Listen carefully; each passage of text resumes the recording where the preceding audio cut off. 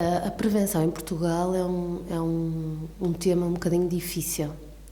Porquê?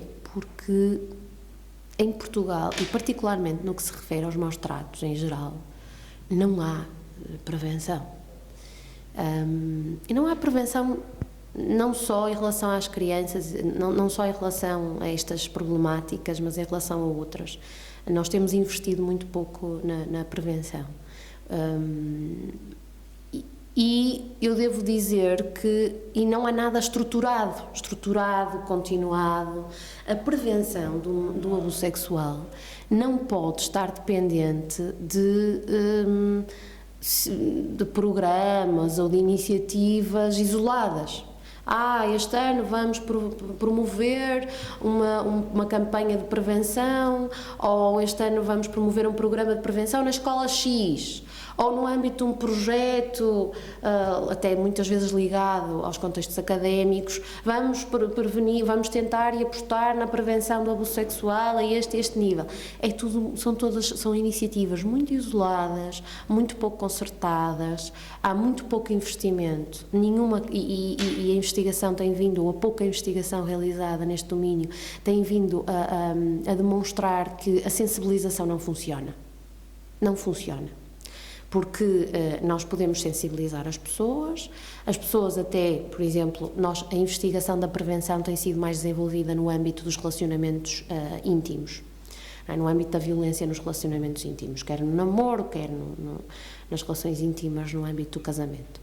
E aquilo que nós sabemos é que a investigação tem-nos mostrado um dado muito engraçado, muito curioso, que é, as pessoas já sabem que não podem pensar de determinada forma, portanto as pessoas já estão mais ou menos sensibilizadas. E houve um grande investimento em Portugal em relação a esta temática, e isto é algo que houve realmente uma grande tentativa de sensibilização. Mas depois nós não percebemos essas diferenças no comportamento.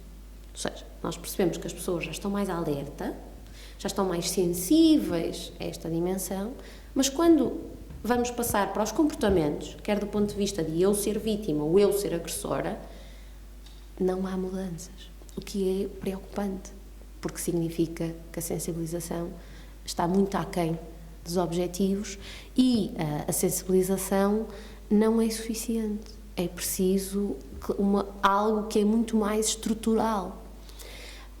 Em relação ao abuso sexual, não há nenhuma, e que eu saiba, nenhuma diretiva em relação, ou mais governamental, em relação a estas questões.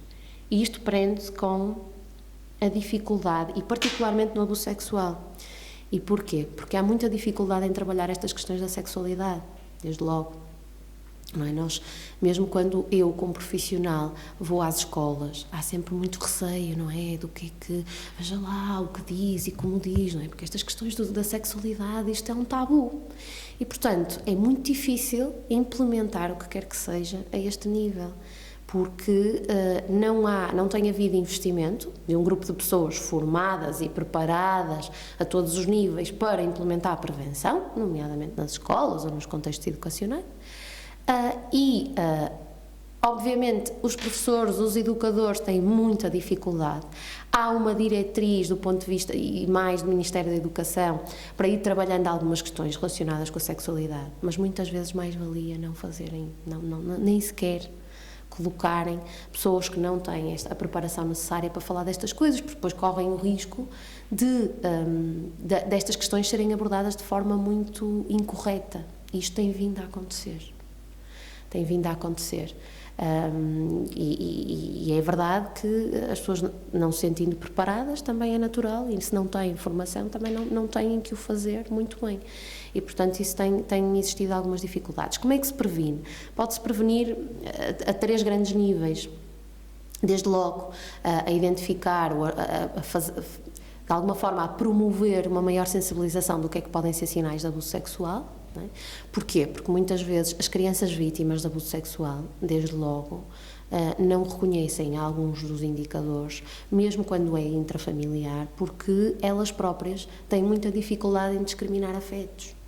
elas próprias têm muita dificuldade em demonstrar, em reconhecer afetividade ou emoções nos outros. E, portanto, aquilo que tende a acontecer é que eles nem sequer identificam esses toques como abusivos, porque acham que são afetivos, porque acham que é assim que os adultos demonstram às crianças que gostam delas.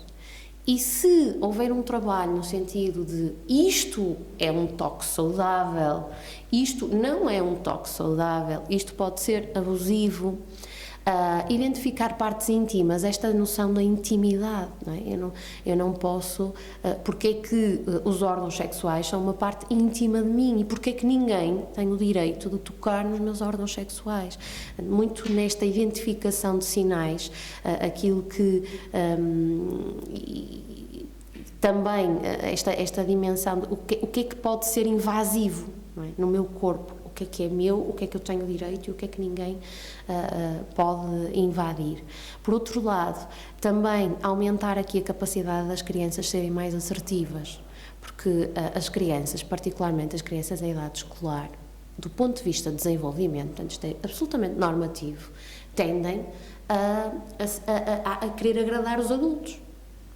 Por natureza, elas tendem a querer agradar os adultos, tendem a perceber que se o adulto é uma figura de referência, portanto, se o adulto é uma figura de referência e dá uma ordem ou o coloca em determinada situação, ele tem que obedecer e, portanto, muitas vezes o que acontece é a incapacidade de saber dizer não quando estas crianças se sentem desconfortáveis e ter a capacidade de dizer eu não quero ou não, ou isto não é bom para mim e, portanto, aumentar também a capacidade das crianças serem mais assertivas, mais diretivas e de perceberem que há aqui dimensões que não têm que ser aprovadas, mesmo que quem proponha seja um adulto. Por outro lado, também investir muito também no conhecimento da sexualidade, não é? O que é uma sexualidade saudável e o que é um desenvolvimento sexual saudável? Porque há uma grande lacuna também a este respeito. Isto, mais uma vez, prende-se com a questão do tabu. Não é? As famílias não falam abertamente sobre isto, não há abertura e, portanto, se não se fala, tudo pode acontecer. Não há aqui um espaço em que tudo poderá ser permitido. E isto ainda é particularmente mais sensível quando nós percebemos que a realidade hoje em dia nos invade, não é? Estamos a falar de redes sociais, de contactos, e, portanto, mais facilmente estas crianças são expostas a este tipo de situação e têm que estar preparadas do ponto de vista também da informação para lidar com estas dimensões.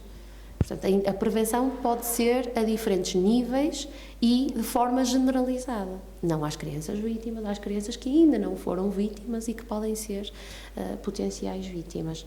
Também há dimensões que apontam que as crianças de maior risco são crianças que têm menor supervisão dos pais, são crianças mais vulneráveis do ponto de vista afetivo e, portanto, também fortalecer, de um ponto de vista mais primário, estas dimensões, para que estas crianças sejam mais capazes de ter uma voz ativa perante alguma situação que lhes cause desconforto.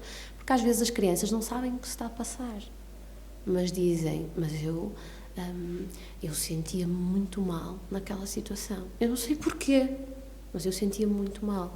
E isto, por exemplo, que é outra dimensão, que há o mito de que as mulheres não abusam, não é? Mas as mulheres também abusam, também são abusadoras. E é muito mais invisível. Eu já tive alguns casos, nomeadamente educadoras e professoras, mais no âmbito da educação, de mulheres abusadoras e que, portanto, durante muito tempo isto foi compreendido, não é? É mulher, tem uma relação especial com a criança X, mas isso é absolutamente normal, porque ela é mulher, no caso, depois é muito mais difícil perceber a fronteira do que é abusivo e do que é efetivo e, portanto, muitas vezes as crianças acabam por contar, muitas vezes um ano depois, um ano e meio depois, quando dizem, eu não sei o que acontece com aquela minha educadora ou com aquela minha professora, mas eu sinto-me muito mal com ela. E não sabem, não têm sequer a consciencialização de que estão a ser vítimas. E, portanto, esta dimensão de que quando tu não te sentes bem com determinada pessoa, tu deves dizê-lo. E os pais também, e haver também uma consciencialização dos pais, porque às vezes os pais, não tendo consciência, dizem coisas quando as crianças dizem: eu não me sinto bem, eu não quero estar com aquela pessoa, e os pais dizem: então, mas ela gosta tanto de ti, então tua amiga, então porque é que tu não sejas assim, filha, estás a ser um bocadinho mazinha, não é? Ou mauzinho. E, portanto, haver aqui uma maior consciencialização do que é isto, o que é este fenómeno, o que é que ele significa e que cuidados é que também devem ser tomados, isto do ponto de vista dos adultos e do ponto de vista das crianças.